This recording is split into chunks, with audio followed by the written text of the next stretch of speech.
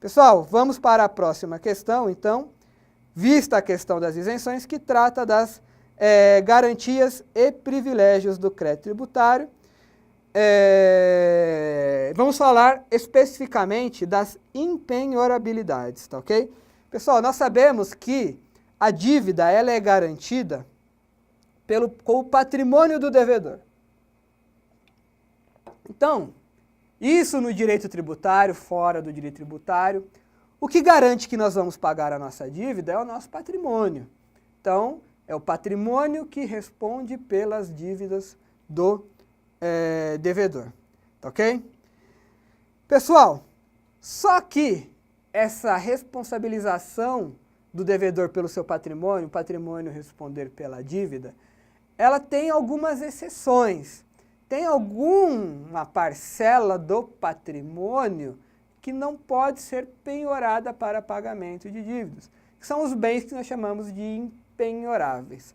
Nós temos as impenhorabilidades do CPC, caderneta de poupança até 40 salários mínimos, vestuário pessoal e utensílios da casa, se não forem suntuosos, né?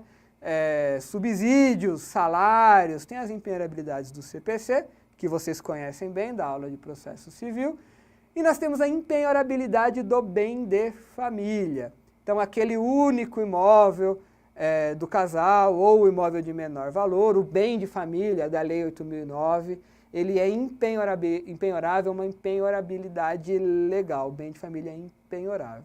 Só que a impenhorabilidade do bem de família é absoluta? Não, tem exceções.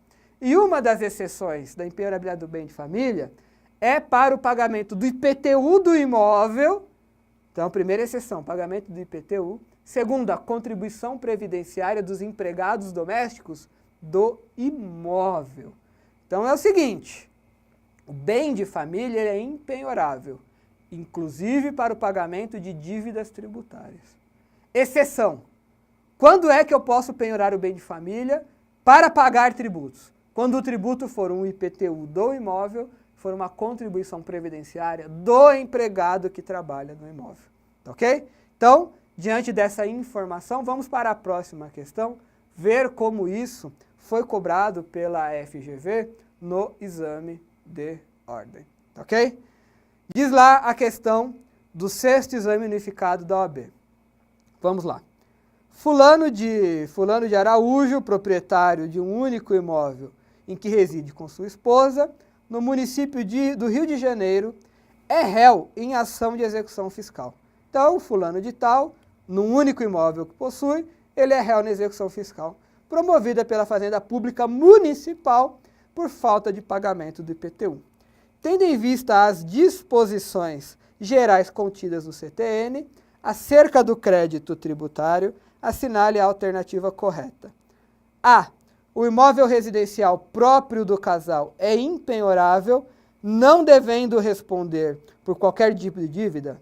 Não, nós vimos que no IPTU não existe a inoponibilidade do bem de família. Então, não. B. Os bens e rendas do sujeito passivo respondem pelo pagamento de todo o crédito de natureza tributária, sem comportar exceções. Não, tem exceções, tá, pessoal? Nós vimos que tem. C.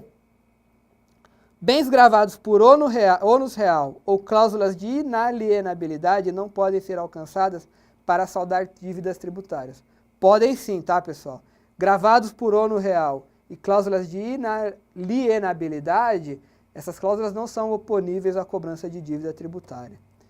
E a D. A impenhorabilidade do bem de família não é oponível em face da cobrança do IPTU. Essa é a certa. Pessoal, não se esqueçam disso. Bem de família, ele garante aquele imóvel do casal, mas dívidas de IPTU e contribuição de previdenciária do trabalhador do imóvel, não subsiste a questão do bem de família. A próxima questão trata da presunção de fraude à execução, ou da fraude à execução, pessoal. A questão diz o seguinte: uma obrigação tributária referente ao imposto sobre circulação de mercadorias teve o fato gerador ocorrido em 1º de junho de 2012, o débito foi objeto de lançamento em 21 de janeiro e a inscrição de dívida ativa ocorreu em 2 de junho de 2014. A execução fiscal foi ajuizada em 21 de outubro de 2014 e em 2 de março de 2015, o juiz proferiu despacho citatório nos autos da execução fiscal.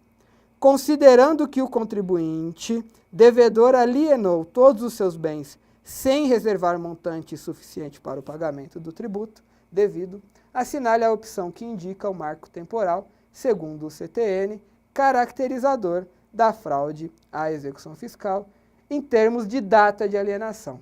É o seguinte, pessoal. Fraude à execução. De acordo com o CTN, é presunção de fraude a alienação dos débitos posteriormente à inscrição em dívida ativa. Pessoal, então, quando ocorre fraude à execução fiscal? Quando um devedor de um tributo vende o bem a partir da data da inscrição do débito em dívida ativa. Atenção, não é a partir da execução, da data em que foi proposta a execução, citação na execução. Na verdade, a fraude se caracteriza pela venda do bem a partir da data da inscrição em dívida ativa. E quando ocorreu a inscrição em dívida ativa? Aconteceu em 2 de junho de 2014. Então, a correta, pessoal, é a B, tá ok? Atenção! Não há fraude, não se presume-se a fraude se o devedor do tributo que vendeu o bem a partir da inscrição em dívida ativa, se ele reservou bens suficientes que garantam a execução. Então, presume-se fraudulenta a execução se ele alienou a partir da inscrição em dívida ativa os bens sem deixar uma parcela que garanta o pagamento do tributo. Então, a correta é a B, pessoal. Apesar da nomenclatura fraude à execução, a fraude à execução no CTN não se dá com a execução, mas com a inscrição em dívida ativa.